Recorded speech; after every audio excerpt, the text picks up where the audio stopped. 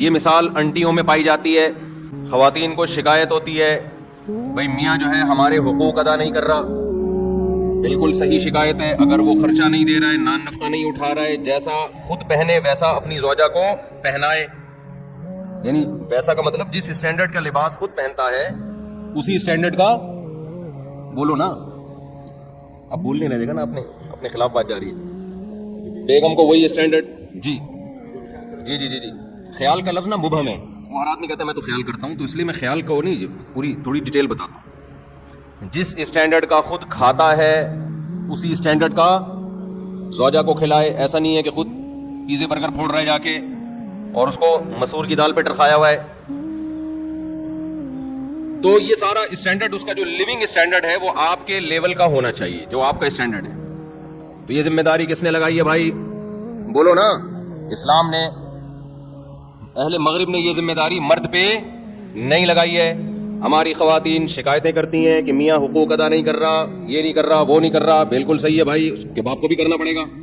یعنی اس کے باپ کا مطلب یہ نہیں کہ اس کے باپ کو, اسی آدمی کو پیار سے اس کا باپ کہا جاتا ہے اردو میں. آج ہر آدمی اپنا باپ خود ہی ہے نا آج کل. لیکن یہی انٹیاں جب شوہر ان سے کہتا ہے کہ آپ میری مرضی کے بغیر گھر سے مت نکلو, بیگم جب کہیں جاؤ تو مجھ سے پرمیشن لو. صرف اطلاع دینا کافی نہیں ہے, شوہر کی پرمیشن کا ہونا ضروری. اسلام عورت کو باؤنڈ کرتا ہے کہ جب اس کی شادی ہو گئی ہے. اب آپ کہو گے مصعب کیا قومی ترانے سنانے لگے ہیں؟ میں تھکا ہوا ہوں بھائی, میں ابھی سفر سے آیا ہوں, رات میرا بیان تھا اتنا لمبا پنجاب میں. تو جب میرا بہت زیادہ لمبا بیان تھا, رات بھر سویا نہیں, پھر صبح کی فلائٹ تھی, تو پھر یہ سر لگانا پڑتا ہے تاکہ میں بولتا رہوں. تو انٹیاں جو ہیں وہ شکایت کرتی ہیں میاؤں کی کہ یہ ہم پہ روپ جماتے ہیں, ان کو کیوں بتائیں ہم باہر جانے سے پہلے. کیا الٹی باتیں بھی شروع ہو جاتی ہیں. کیا میں کوئی فلم دیکھنے جا رہی ہوں؟ بعض دفعہ میاں کو محبت اتنی ہوتی ہے, بیگم کہیں جا رہی ہوتی ہے. ونس اپون اے ٹائم ایسا ہوا کرتا تھا, اب تو اس طرح آج کل اس طرح کی اطلاعات آ نہیں رہی ہیں. میاں کہہ دیتا ہے کہ آپ نہیں جائیں, میں ابھی گھر میں ہوں, میں چاہتا ہوں کہ آپ گھر میں رہیں. بیگم کہنی نہیں, میں اپنی اماں کے جا رہی ہوں یا کہیں بھی جا رہی ہوں. تو اسلام ایسے موقع پہ بیگم کو سپورٹ کرتا ہے یا میاں کو؟ میاں کو. سمجھتے ہو کہ نہیں سمجھتے؟ یہاں خواتین کہتی ہیں کیوں بھائی ہم کوئی غلام ہیں؟ کل میں نے رات پنجاب میں ایک بہت بڑے بورڈ پہ دیکھا, ہم کوئی غلام ہیں. تو خواتین نے بھی یہ لفظ سیکھ لیا ہے, ہم کوئی غلام ہیں جو ہم بتا کے جائیں. بھائی ہم کیوں بتائیں کسی کو؟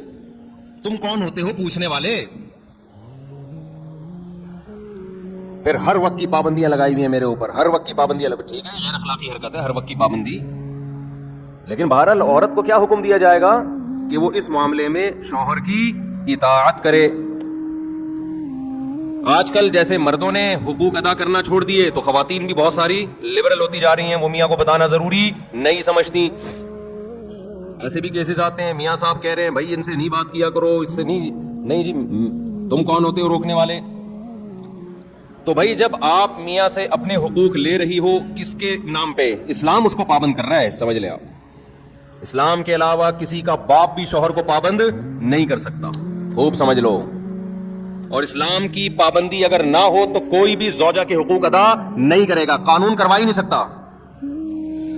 یہ ٹاپک چینج ہو رہا ہے, کیا کریں یار. میں خواتین کو بتا رہا ہوں اسلام کی قدر کرو.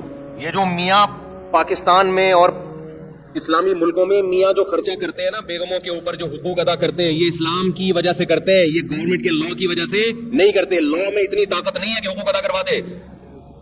گوروں نے کتنے زبردست لا بنا کے مسلط کیے, انہوں نے بھی بالآخر ہتھیار ڈال دیے کہ بھئی قانون کے ذریعے شوہر عورت کے حقوق ادا کرے, یہ پاسبل نہیں ہے. دیکھو ہمارے نبی صلی اللہ علیہ وسلم, عرب میں عورت کو پاؤں کی جوتی سمجھا جاتا تھا, کوئی اوقات نہیں تھی. ہمارے نبی نے مدینہ میں جا کے قانون نہیں پاس کروایا کہ جو عورت کی توہین کرے گا اس کو اتنے سال کی جیل ہوگی. ایسا ہمیں کوئی, یہ قانون سے یہ چیزیں گرفت میں آتی نہیں ہیں. قانون میں پہلے تو یہ توہین کی ہے کہ نہیں کی ہے, پھر توہین کی ڈیفینیشن کیا ہے. میاں کہہ رہے ہیں کہ ہمارے یہاں تو پیار سے گالیاں دی جاتی ہیں. ہمارے یہاں کیا کل ایک صاحب آئے, انہوں نے کہا مجھے میری بیوی نے بہت گالیاں دی ہیں نا, بہت پھٹا ہوا, کہیں پنجاب میں بیٹھا ہوا کہیں, تو میری بیوی نے بہت گالیاں دی ہیں. میں نے کہا کیا گالیاں دی ہیں؟ کہہ رہے یار مصعب کیا؟ میں نے کہا ترجمہ کر کے بتا دو. میں نے کہا ایز اٹ از گالی تو نہیں بتاؤ, لیکن آسان لفظوں میں اس کو ذرا مفہوم بیان کروں, آسان لفظوں میں اس کا.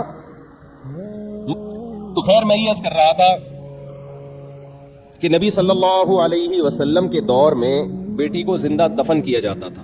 پاؤں کی جوتی سے بھی بدتر سمجھا جا رہا ہے کہ نہیں سمجھا جا رہا؟ تو آپ صلی اللہ علیہ وسلم نے قانون سازی نہیں کی ہے مدینہ میں کہ کورٹ میں عورت کیس کرے شوہر توہین کر رہا ہے. یہ بہت مبہم چیزیں ہوتی ہیں, مبہم چیزیں ہوتی ہیں, اور قانون کے ذریعے ان چیزوں کی گرفت نہیں ہو سکتی ہے.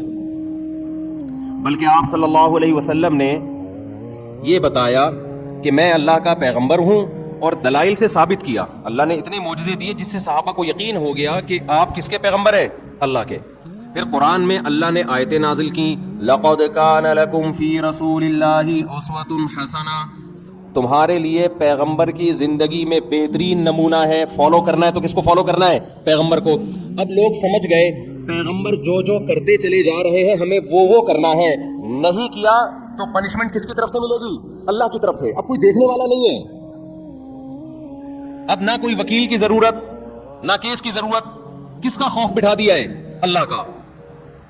تو پھر صحابہ نے پیغمبر کا عمل کیا دیکھا؟ مشہور حدیث ہے نا کہ ایک صحابی نے نبی صلی اللہ علیہ وسلم کی دعوت کی, آپ نے فرمایا عائشہ کو بھی بلاؤ تو آؤں گا میں. یہ جو ایٹیٹیوڈ ہے, یہ جو رویہ ہے زوجہ کے ساتھ, وہ صحابی بلا رہے ہیں نبی کو, اور آپ کیا کہہ رہے ہیں ساتھ میں کس کو؟ زوجہ کو بھی بلاؤ. دل صاف تھے لوگوں کے, ان کے پاس اتنی گنجائش نہیں تھی. انہوں نے عرض کیا یا رسول اللہ یہ میں نہیں کر سکتا. آپ نے فرمایا دعوت کیا ہے؟ کینسل.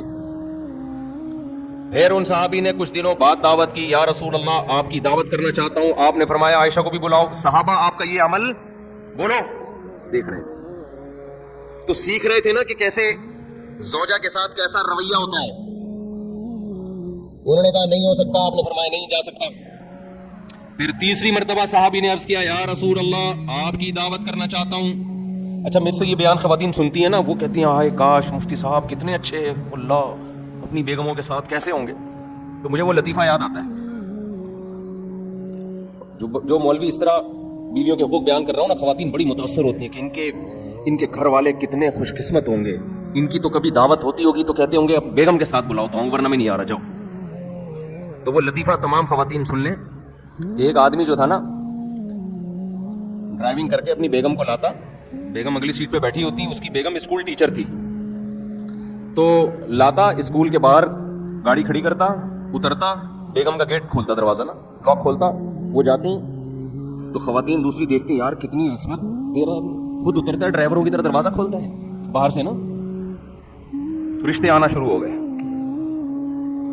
ایک اور شادی ہو گئی اس کی اسی چکر میں نا. خواتین نے خود کہ بھائی اتنی عزت دے رہا ہے یار, ہمیں بھی چاہیے اس کی بیوی بن جائیں ہم. 2 شادیاں ہو گئی. پھر بیگم کو, پہلی والی بیگم اسکول ٹیچر تھی, اس کو لے کر آتا, اترتا, باہر سے دروازہ کھولتا. 3 شادیاں ہو گئی.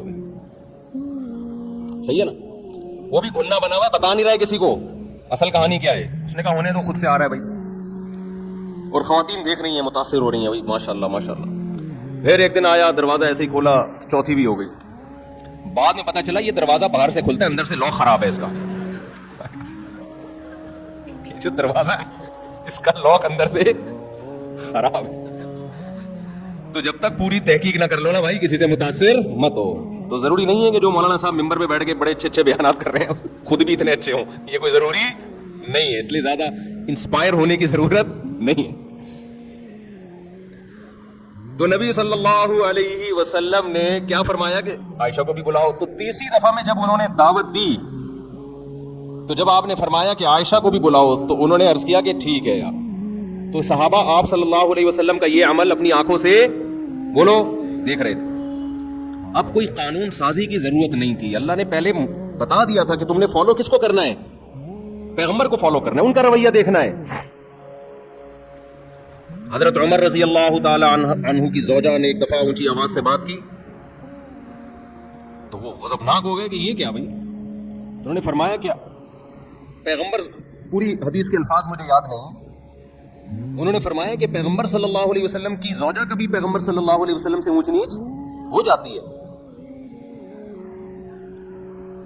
وہ اونچ نیچ ہوئی تھی نا, حضرت زینب نے حلوہ بنا کے بھیجا, حضرت عائشہ رضی اللہ تعالی عنہا مسجد نبوی میں حجرے کے باہر موجود تھی, صحابہ کرام بیٹھے ہوئے تھے, حضرت زینب نے کچھ حلوہ بنا کے بھیجا.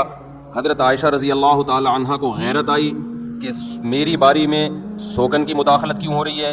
امی عائشہ نے وہ حلوہ کی برتن اٹھا کے زمین پہ دے مارا اور اس کو توڑ دیا. میں اکثر اس موقع پہ کہتا ہوں بھائی, اگر ہم اور آپ میں سے کوئی ہوتا اور دوست بھی یہ منظر دیکھ رہے ہوتے تو غیرت کا مسئلہ بناتے کہ نہیں بناتے, اور دوستوں کو واقعہ سناتے کہ میری بیگم نے ایسے حلوہ میرے سامنے برتن توڑا, میں نے رکھ کے 2 لگائے. تیرا بھائی ڈرتا ورتا کسی سے بولتے ہیں نا. ہمارے نبی صلی اللہ علیہ وسلم نے کیا فرمایا, سید الانبیاء, آپ نے اس کی ایک اچھی لاجک پیش کی. فرمایا غارت امکم, تمہاری ماں کو غیرت آ گئی ہے, یہ محبت میں ہوا ہے. سمجھ رہے ہیں کہ نہیں سمجھ رہے ہیں؟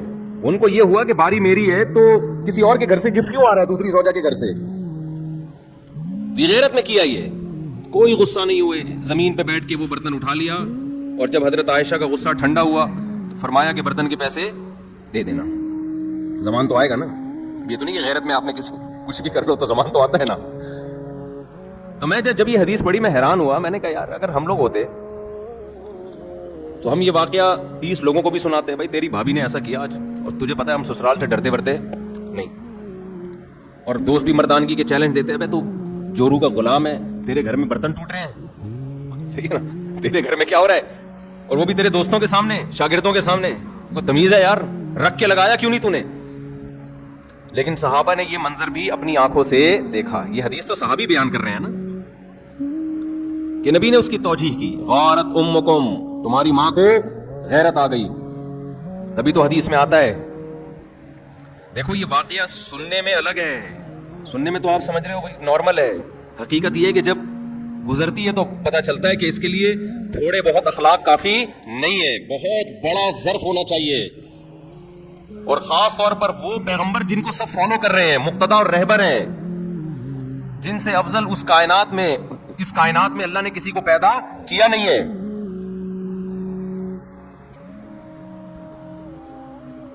تو اسی وجہ سے حدیث میں آتا ہے کہ تم میں سب سے بہتر وہ ہے جس کے اخلاق اچھے ہیں, اور آپ نے فرمایا میرے اخلاق تم میں سب سے زیادہ اچھے ہیں. اور یہ بھی آپ صلی اللہ علیہ وسلم نے فرمایا خیارکم لأہلہ, تم میں سب سے بہتر اللہ کے نزدیک وہ ہے جو اپنے گھر والوں کے ساتھ سب سے اچھا ہے. یہاں کہ پھر وہی بات آ جاتی ہے, ہم مغربی کلچر کو فالو کر رہے ہیں, ان میں گھر والے نہیں ہوتے, ان کے ہاں سب برابر ہیں. اسلام ترجیح کس کو دیتا ہے, رشتوں کو. دیکھو گورا تھینک یو سے بات کرتا ہے, ہر ایک سے اس کا تھینک یو برابر ہے. کسٹمر سے بھی وہی تھینک یو, عام آدمی سے بھی وہی thank you, excuse me, please, یہ جو ان کے الفاظ ہیں نا, یہ سب سے کیا ہیں, برابر ہیں. اسلام میں سب کے لیے برابر نہیں ہے. اسلام میں سب سے پہلے ماں باپ ہیں, پھر میاں بیوی ہیں, پھر بچے ہیں, بھائی بہن ہیں, یہ ہیں رشتے. آج کتنے لوگ دوستوں سے بڑی تمیز سے بات کر رہے ہوتے ہیں, ہوا یہ گھر میں آتے ہی ایسے جیسے چنگیز خان نے بغداد پہ حملہ کیا ہے. گھر میں تمیز سے داخل ہی نہیں ہوتے, مسکراتے چہرے کے ساتھ داخل نہیں ہوتے, سلام نہیں کرتے.